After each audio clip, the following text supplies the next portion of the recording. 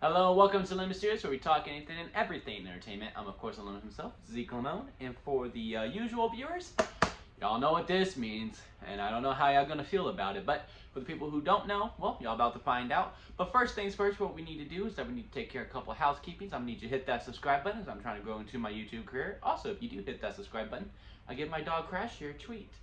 He always gets treats, but you get him a double dosage if you hit that subscribe, or triple, depending on how many of y'all subscribe. Also, leave a comment below and let me know what you thought of Glass Onion and Knives Out Mystery, and also like this video if you do enjoy it, or if you just like seeing my dog. That's always fine too. That's why most people like anyway. They just like seeing the dog. Now, with all that out of the way, we can now get into a Knives Out Mystery Glass Onion. I flipped it. I am a huge fan of the first Knives Out movie. I'm also just a sucker for a whodunit. There are three types of movies really that, you know, you're gonna have me at hello. And one is a one-shot location where you're just staying in the same area. Two is a heist, and three is a murder mystery, a whodunit, if you will.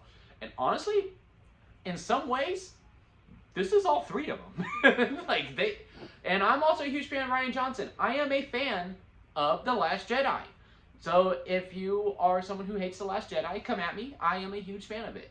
And I'm just a fan of Rian Johnson's work in general. I think he gets too much hate. I absolutely love it. And, you know, as much as I like Death on the Nile and A Murder on the Orient Express, I think Kenneth Branagh does the best he can. It doesn't touch this at all. It doesn't touch Knives Out. I just love how tight this movie is. I mean, everything comes into play, even the title, Glass Onion. And you have to really pay attention to everything, and you know, and it's not hard to pay attention to it. It's not one of those like, okay, I know I got to pay attention to everything, and it's a lot of work. No, I mean, it's really engaging. The characters are absolutely rich, and just at face value. And the standouts to me are Janelle Monáe. Without giving away a lot, Janelle Monáe, she was absolutely phenomenal. I would like to think she gets nominated, but with ensemble pieces, it's harder for, you know, where do you place him, because there's no real true lead besides Daniel Craig as Blanc, and he's absolutely phenomenal as well. And they add some more layers to Mr. Blanc as well from the first one. Like, he was just this cool detective in the first one, and this one he has a little bit more, and I truly did appreciate that, especially with the more we get. Man, give me all the Knives Out, man. Give me all of them. Give me 10, 12. 20, I don't care. Let's just keep this. I love that character so much, and the more we add to him is absolutely great. Edward Norton, he always does well. I mean, as a person, we know how I feel about him.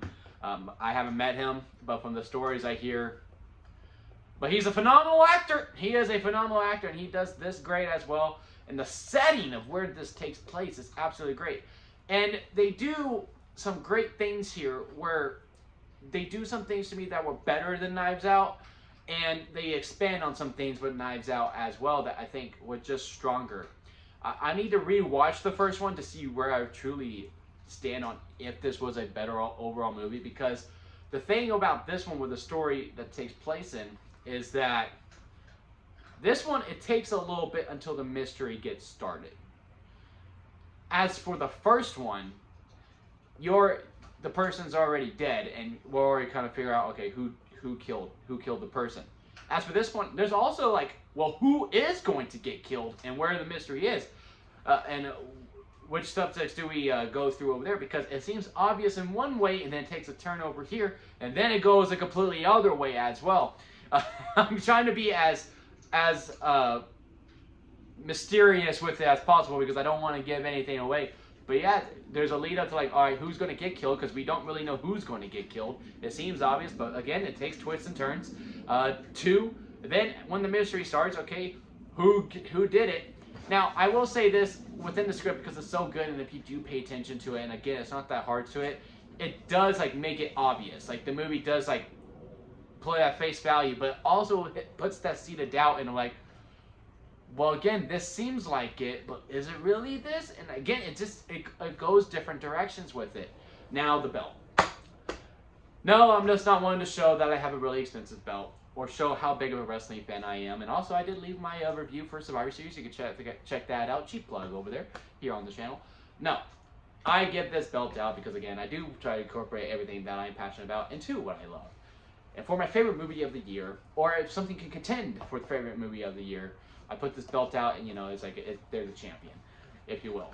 And Top Gun Maverick from, when did that movie came out? May? Was it May?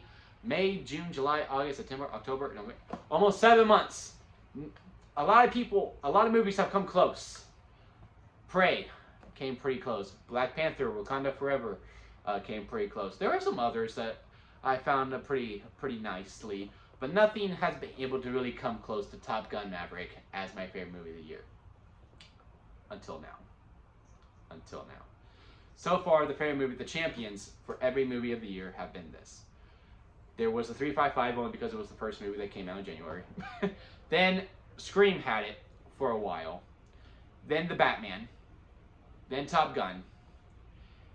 And now I think it's this. I think Glass Onion, A Knives Out Mystery, takes the belt for best movie of 2022 thus far. I was so engaged during that time. I mean, the crowd was also great as well. Completely engaged into it. We were oohing, ahhing, laughing. There's great ongoing gags here. I really don't think any joke really falls flat at all. Really? Come here, baby. It's okay. He sees people outside and he wants to say hi. This one joke that I was like, okay, but they did it just enough where I was like, okay, no, I still laughed every single time they cut to that ongoing gag. Again, all the performances are absolutely phenomenal. Daniel Craig, Janelle Monáe, Edward Norton, Dave Bautista, Catherine Hahn, who's always going to deliver, Leslie Odom Jr., and whoever else was also. And there's also some great cameos in here as well. Again, I just want more. Give me more Knives Out. I absolutely love this movie, and it is worthy of the title. When I do go through and I go through my top 10, will it keep the title? I don't know, but I am very strong and believing it right now that this is the best movie of the year. So where it ranks on the lemon scale is very simple. The highest ranking is a strawberry lemonade because that's the best kind of lemonade. Glass Onion and Knives Out Mystery is a strawberry lemonade. It doesn't even matter about the others. So yeah, have you seen Glass Onion and Knives Out Mystery? Again, comment below, let me know. Maybe you feel different about me. I'm always open to be like, oh man, I really wish you felt the same exact way as me. Maybe you were like, oh Zeke, I don't know, man. I think it was a little wrong. Lemon, maybe. I think they should have done this a little bit differently. But again, leave a like if you did enjoy this, and hit that subscribe button if you want him to get more treats. Don't you want treats? See, he wants treats. And that'll be it for me, guys, and I'll see you here next time at Lemon Studios.